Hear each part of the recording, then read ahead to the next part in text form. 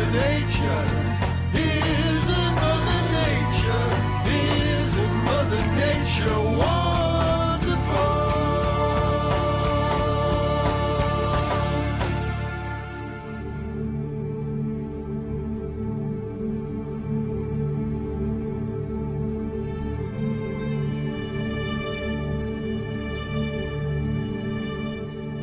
Morocco is a country centered on a range of mountains called the Middle and High Atlas. They rise dramatically from Morocco's northern plains and are one of the country's main sources of water. Morocco's mountain range also include the Rif and the Anti-Atlas mountains.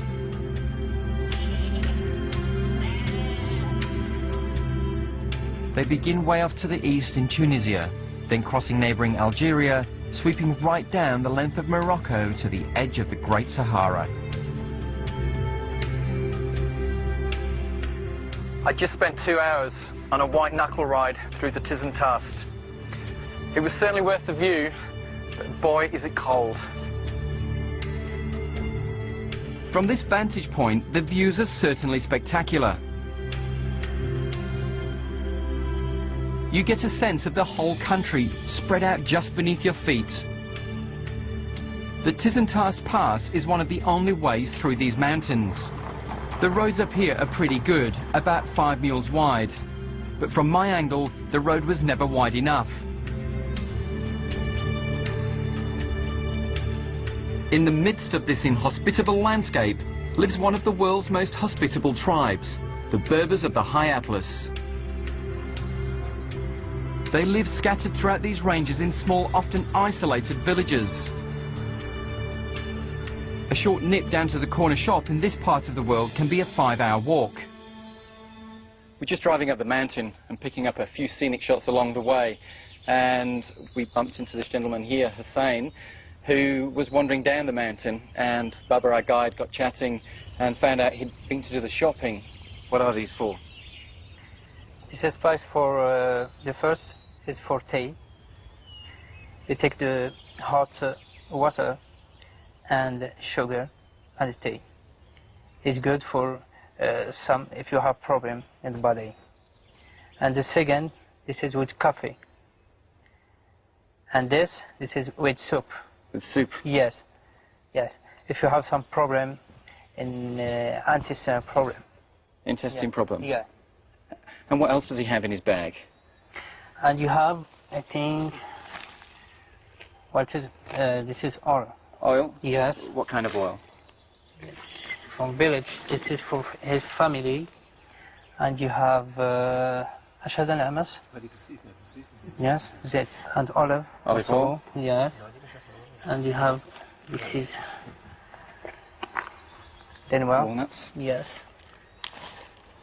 And small bottle or honey. Yeah. Coca-Cola honey? Yes, Coca-Cola honey. Hussein has to now walk 32 kilometres back to his village, and I suppose it's the price you pay for living in such an isolated area.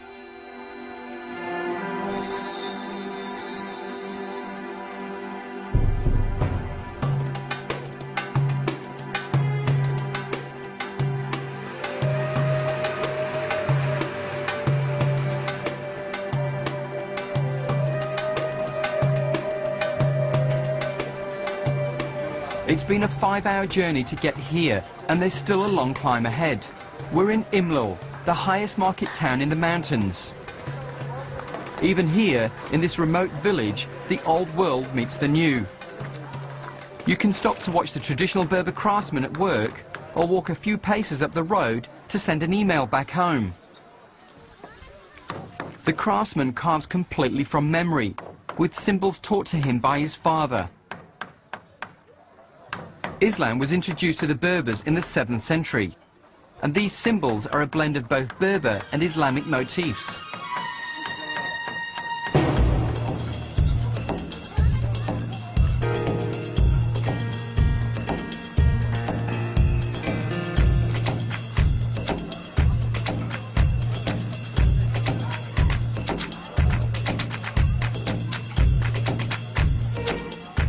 Tenacious traders from other parts of North Africa have always come here, one of whom I was about to discover firsthand. Thank you. My name is Mohammed. Nice to meet you. Barry, how are Look, you? we have good things. Look, this is Berber Jori. What is this? This is Amber. They would wear this for? Yeah, Is this for women? For women? Yes. For to have the marriage. Oh, for marriage. Marriage. You take it with Berber clothes and la dance. You dance. Oh, Yes. excellent. Yes. And this? This is Behand Fatima. This is for good luck. Behand Fatima is for good luck. It's very good. And this one? This one, it's, excuse me, this is boxes. Look. Boxes with Yeah. bracelet. Look. Wow. Look. Boxes with bracelet. Look. This is come from High Atlas. Mother country. Handmade. Handmade, yes. Mother country. Silver. Silver, yes. This is Tuareg knife, not Berber knife. Right. It's Tuareg, look. And this skin? Yeah, and skin, yeah.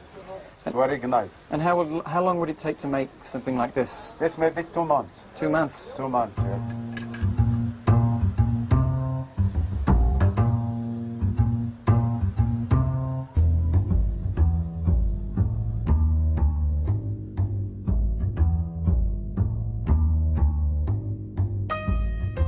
The unique colours and designs of Berber carpets are amazingly rich and varied. How are you? Oh, yeah, I'm fine, very well. Yeah, good. Yeah. With this place, yeah. Soft. Local carpet store owner Hussein is more than happy to show me his wares. Of course, a mint tea made it easier for me to decide which one I couldn't live without. This is a big size. So this is a machine one. This is a cheaper. Yeah, this is a long one. 300 dirham, but this one is by a machine. Maybe I had one too many mint teas, or maybe I was dazzled by all the colours. But Hussein convinced me that I just made a once-in-a-lifetime investment. But really, I think I've just been Berbered. The highest mountain in North Africa is Mount Toubkal. It's usually cloaked in cloud and rises 4,165 metres above sea level and attracts some serious trekkers.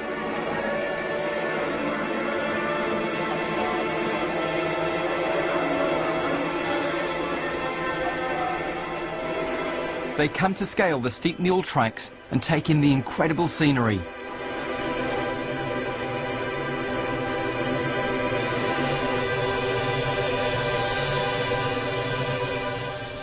Perched on a rocky outcrop overlooking the Imlal Valley is the Kasbah de Toubkal, where you experience traditional Berber hospitality at its best. The Kasbah de Toubkal is nestled beneath the spectacular peak of its namesake. Its unique location is a magnet for travellers from all over the world.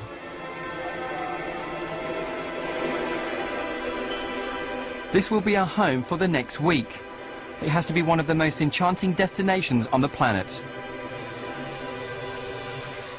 At the gates of the Kasbah, builders are using handsaws to fashion beams from a tree. The Kasbah employs the ever-helpful locals to run what is really a spectacular eco-friendly lodge. It's hard to imagine now, but the Kasbah de Toubkal lay in ruins for many years. This all changed when the British travel company Discovery and a villager, Maurice, supervised local craftsmen to restore the Kasbah to its former glory. Only traditional methods and materials were used, and everything had to be brought up by mule. Today, Maurice is the Kasbah's general manager. Maurice, could you tell me what is the philosophy behind Kasbah de Toubkal? ذكرنا نكوني إن واش كركنا حاجتي قالنا صالح البلاد يسهل دربي قيس يعاونا قيس لا شونس رنتيني غلوكرنا غنكوني غنسكر غي غنسقاغي رقيس تيلي النتيجة من دنيا باش غنكوني أشكون نرين غنكوني أنا ربح يقارن نكوني ودرنا سوق يقارن باش تنرب إلا درنا غنفضلو اللي غايش بلاد نديرنا.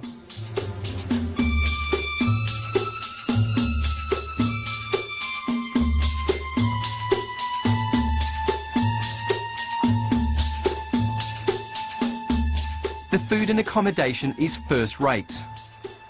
You also have the satisfaction of knowing that the profits from the business go to supporting the surrounding villages.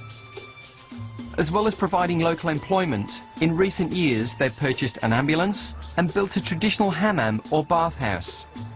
Prior to completion, the Kasbah was cleverly disguised as a Tibetan monastery for Martin Scorsese's visually stunning film, Kundun. All the elements are here: the dramatic landscape, the snow-capped peaks, plus the good-natured Berbers who made enthusiastic extras.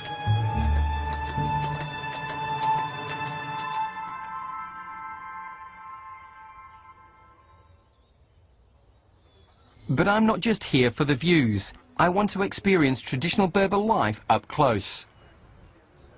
First, I have to get a little further up.